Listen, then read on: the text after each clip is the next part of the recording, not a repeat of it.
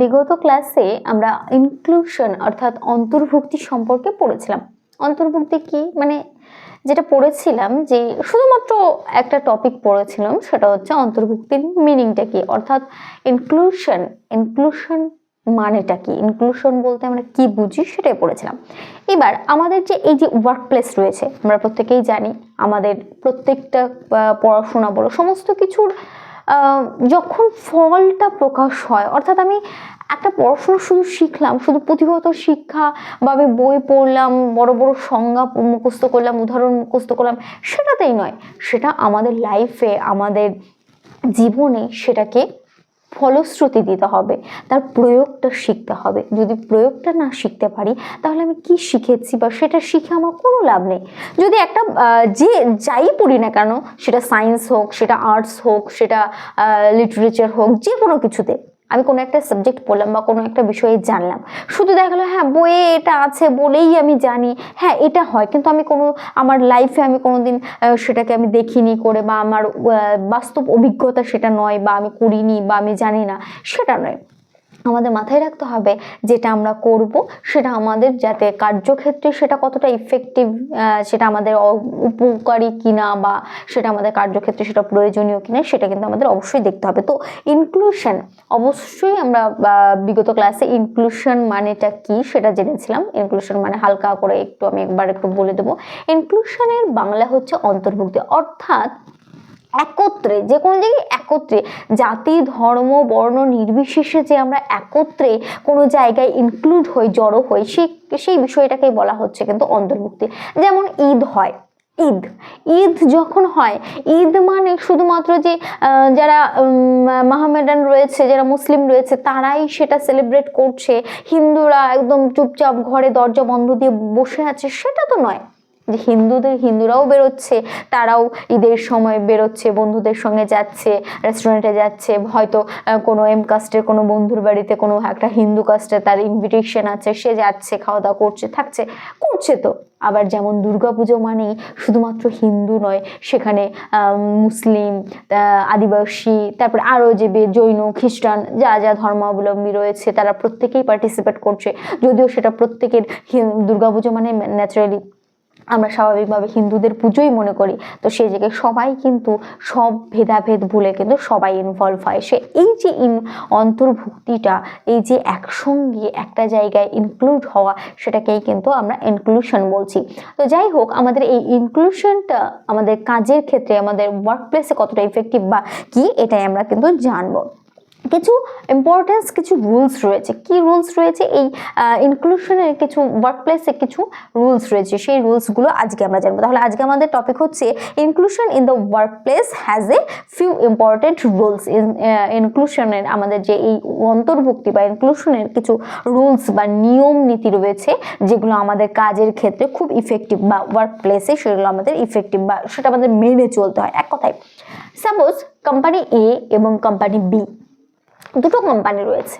Company এ তারা কি করছে, তারা সেই সমস্ত মহিলাদের সেই কোম্পানিতে নিচ্ছে যাদের কি বলবো, মেটারনিটি লিভটা শেষ হয়ে গেছে, যাদের 6 মাসের মেটারনিটি লিভ বলতে যারা সন্তান সম্ভবা থাকে বা গর্ভবতী মহিলারা থাকে, তারা যদি ওয়ার্ক প্লেসে, যে কোনো ওয়ার্ক প্লেসে কাজ করে, তাদেরকে 6 মাস কিন্তু ছুটি দেওয়া হয়। 6 মাস তার সেই প্রেগনেন্সির জন্য তাকে কিন্তু ছুটি দেওয়া হয়। তো সেই ছুটিটা একটা কোম্পানি, যখন একটা কোম্পানির একটা এমপ্লয়ি 6 মাস ছুটি নিচ্ছে, তাকে তো অবশ্যই তাকে বেতনটা দিতে হবে।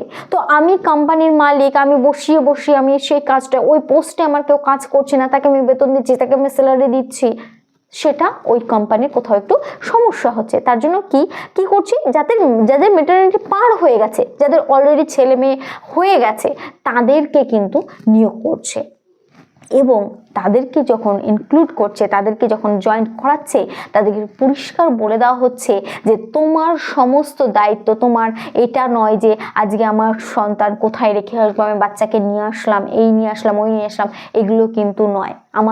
আমরা কিন্তু চাইল্ডের কেয়ারের জন্য নয়, আমাদের ব্যবসাটা কিন্তু চাইল্ডদের নিয়ে নয়, বাচ্চাদের নিয়ে নয়। Child care is not our business. দেখা গেলো বিজনেসম্যান যে এইচওডি রয়েছে, সে বললো চাইল্ড কেয়ার কিন্তু আমাদের ব্যবসা নয়। আপনি আপনার সন্তানকে কি করবেন না করবেন সেটা আমাদের দেখার দরকার নেই, বা আমরা দেখবই বা কেন? আপনার সন্তানকে আপনি বাড়িতে রেখে আসবেন না অফিসে নিয়ে আসবেন না কি করবেন আমাদের দেখার দরকার নেই, আমরা দেখবো না, আমরা জাস্ট আমাদের কাজটা দেখব, আমাদের কাজটা হচ্ছে কিনা। ঠিক একই রকম বা একই সময় আরেকটা কোম্পানি, পাশাপাশি আরেকটা কোম্পানি দেখা যাচ্ছে, সেখানে যে যাদের ছোট বাচ্চা রয়েছে তাদের হয়তো বাচ্চাদের জন্য একটু খেলার জন্য একটা প্লেগ্রাউন্ড করে দিয়েছে, বা সেখানে বাচ্চাদের কেয়ারিংয়ের জন্য কোনো একটা ব্যবস্থা করা হয়েছে, বা সেখানে বাচ্চাদেরকে নিয়ে আসা যাবে, বা তাদের বাচ্চাদের খাবার কিছু হয়তো হালকা পাতলা কোনো খাবারের স্টল দেওয়া হয়েছে, এবং সেখানে 2-1 কর্মীও নিয়োগ করা হয়েছে যারা ওয়ার্কিং উইমেন রয়েছে, তাদের বাচ্চারা যাতে ওখানে বাচ্চাদেরকে রেখে তারা যাতে কাজে নিযুক্ত হতে পারে বা কাজটা সঠিকভাবে করতে পারে, তার জন্য বাচ্চাটাকে ওখানে এবং তার বাচ্চাকে দেখার জন্য হয়তো 1-2 কোনো লেডি রাখা রয়েছে, এবং তাদের প্রয়োজনীয় কিছু সাময়িক যে খাবার দাবার রয়েছে সেগুলোরও অ্যারেঞ্জ করা হয়েছে। তাহলে এই যে দুটো কোম্পানি কিন্তু একে অপরের থেকে আলাদা হয়ে গেল, এখানেই কিন্তু আলাদা হয়ে গেল। দেখো সেই সমস্ত কোম্পানিগুলোতে কি দেখা যাবে, এক্সাম্পল অফ ইনক্লুশনের কি দেখা যাবে।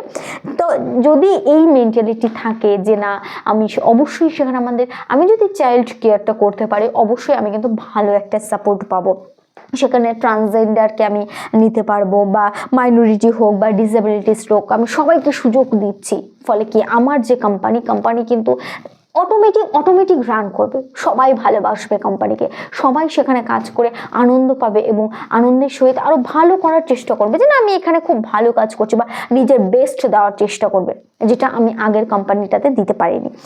সেইখানে আমি চেয়ারপারসন যেরকম চেয়ারপারসনকে আমি চেয়ার উইমেন বা চেয়ারম্যান বা চেয়ার যা হবে আমি সেই নামগুলো কিন্তু দিতে পারি, সবসময় চেয়ারপারসন না বলে আমি সেগুলো কিন্তু করতে পারি। এক্সাম্পল অফ ইনক্লুশনের কয়েকটা উদাহরণ একটু দেখে নেবো। চিলড্রেন্স ডে কেয়ার ফেসিলিটিস, অবশ্যই বাচ্চাদের কিন্তু ডে কেয়ার ফেসিলিটিস কিন্তু আমাদের দিতেই হবে বা রাখতে হবে, এটা কিন্তু অবশ্যই ইনক্লুশনের মধ্যে পড়ছে। কারণ বাচ্চারা যারা ওয়ার্কিং লেডি হয় তাদের ক্ষেত্রে সব থেকে বড় সমস্যা হয়ে যায় এই তাদের বাচ্চাদেরকে নিয়ে সব থেকে বড় সমস্যা হয়। সেই ক্ষেত্রে তারা যদি একটা চিলড্রেন কেয়ার পেয়ে যায় সেই ক্ষেত্রে কিন্তু তাদের এই সমস্যাটা হয় না, তাদের কিন্তু কাজের ক্ষেত্রে তারা নিযুক্ত হতে পারে। নেক্সট কি, for people with physical disabilities the work place must provide special facilities for transportation. যারা শারীরিকভাবে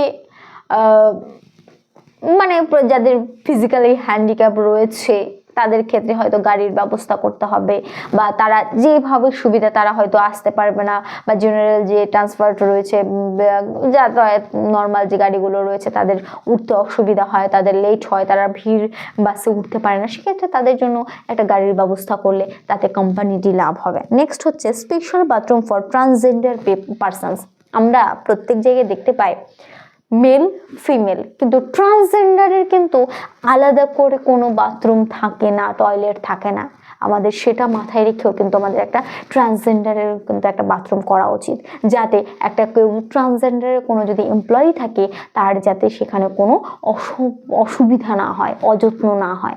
এই রয়েছে আমাদের আজকে ইনক্লুসিভ এডুকেশনের যে ওয়ার্ক প্লেসে ইফেক্টটা রুলসটা এটি রয়েছে। তো আজকের ক্লাস আমাদের এইটুকুই। যদি তোমাদের কোনো সমস্যা হয়, কোনো কোশ্চেন থাকে, অবশ্যই তোমরা কমেন্ট বক্সে জানাবে, আমরা সেটা অবশ্যই ক্লিয়ার করে দেওয়ার চেষ্টা করব। আজকের ক্লাস এখানেই শেষ।